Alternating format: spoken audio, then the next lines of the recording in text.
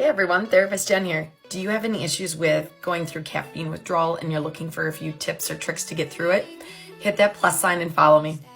So I am in the process right now of going through an assessment, some testing to look at my amino acid levels as a larger goal of going off of my Lexapro.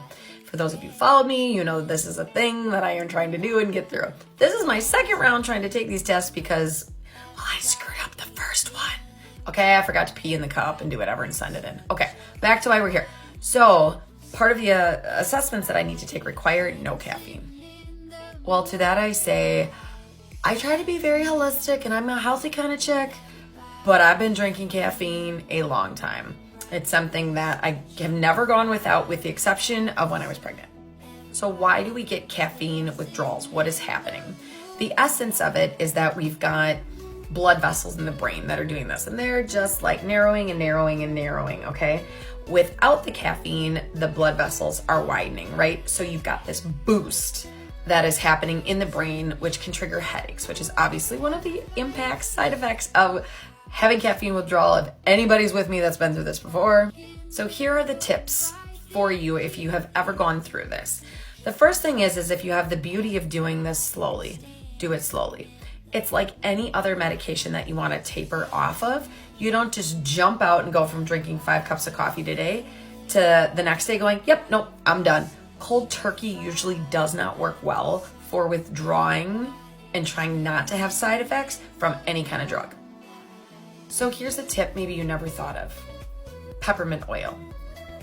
Any type of peppermint oil that you can apply topically.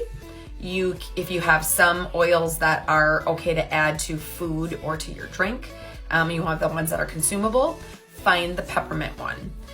Put this in your food, put it in your drink, splash some in your tea, get some peppermint tea. Why is peppermint so amazing during withdrawal?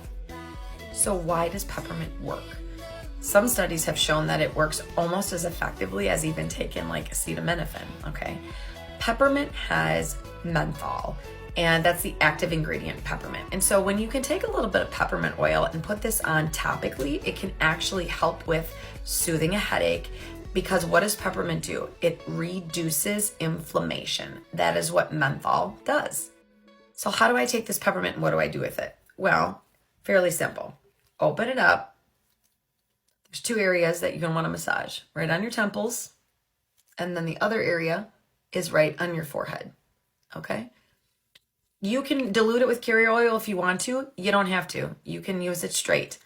And rub it on your forehead, rub it on your temples, and then do the biggest piece that people just forget to do, is just sit and breathe it in and take a moment to slow down and see what it feels like.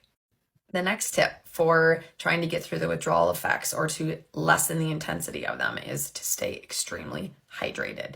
Dehydration does terrible things to the body. The more water you drink, the less headaches you're likely going to have, okay? Too little fluid in your body, which is what dehydration does, essentially can make your brain shrink in volume. And so when those blood vessels are expanding and contracting and changing the way the flow is happening when you cut the caffeine out, you want to make sure that you're getting enough water in so that you don't go through dehydration. And the last tip that I have for people that sometimes they never think about when going through withdrawal is look at your pressure points and use them.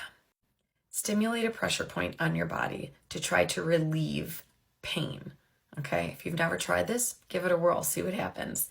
So we have a hand and we have a pressure point that's here and right here. So when you're having some headaches or uncomfortable pain from withdrawal, you're gonna wanna press just like this. A little bit of acupressure right here.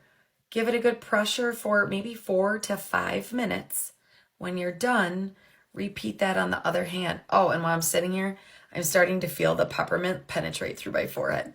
So anyways, you're gonna wanna press other hand. Don't forget to do the other one.